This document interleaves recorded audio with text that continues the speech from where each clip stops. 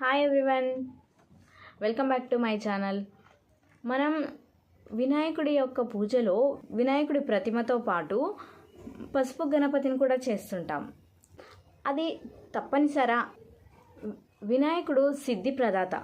అందుకే ఓ పనిని తలపెట్టే ముందు వినాయకుడిని పూజించి దాన్ని విజయవంతం చేయమంటూ వేడుకుంటాం. ఆ సూత్రాన్ని అనుసరించే పూజ, వ్రతం, నోము ఏది తలపెట్టినా ముందుగా గణపతిని పూజించాలనేది సాంప్రదాయం. ఇదే వినాయక వ్రతానికి వర్తిస్తుంది.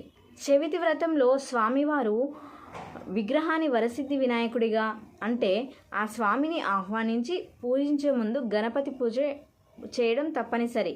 కాబట్టి ముందుగా పసుపుతో గణపతిని చేసి అర్పించి ఆ తర్వాత చవితి వ్రతాన్ని ఆచరిస్తారు.